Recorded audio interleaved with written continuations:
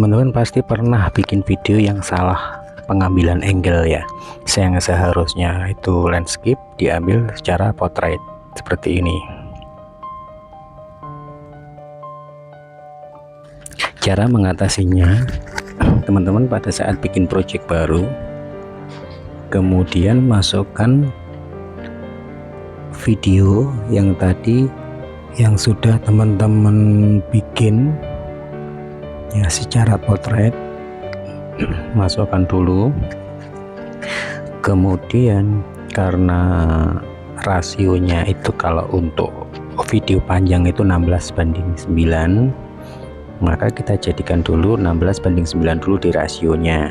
Nah setelah itu, setelah rasio sudah benar, nah kita tempatkan video ini. Kalau memungkinkan untuk di zoom, teman-teman bisa pakai zoom, diperbesar.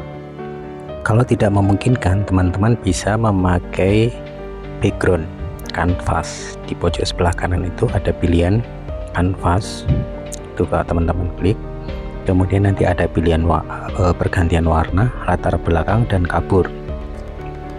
Nah ini yang sering dipakai itu yang kabur, itu ada 4 pilihan. Kalau yang kabur dari yang sekian persen sampai yang ngeblur banget, itu nanti teman-teman bisa pilih sendiri ya. Itu cara yang pertama. Cara yang kedua, ketika teman-teman bikin project baru, masukkan dulu background yang sesuai dengan tema video teman-teman. Pastikan background itu benar-benar sesuai dengan tema ya, kayak seperti ini alam, backgroundnya juga alam. Kemudian kasih overlay. Jadi video teman-teman itu masuk di overlay, bukan di video utama, karena yang di utama itu sudah background. Kemudian untuk background itu kita akan coba untuk diblurkan ya. Jadi cari menu di bawah ini yang opasitas, kemudian kurangi opasitasnya, nanti disesuaikan sendiri. Kalau ke kiri itu ngeblur, makin ngeblur, kalau ke kanan itu terang. Nah nanti disesuaikan sendiri. Nah karena media kanan dan kiri itu kosong, teman-teman bisa tambah dengan logo atau tulisan. Kalau misal ini logo, kita tinggal tempatkan logonya, kemudian kita hapus background logonya dengan menghapus background dengan kunci chroma. Nah sesuaikan.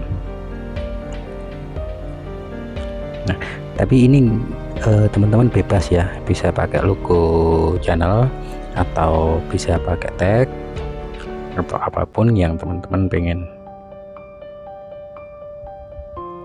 biar nggak terkesan kosong untuk sebelah kanan dan kiri dari video tersebut. Yang saya contohkan ini yang logo ya, yang kita kasih logo.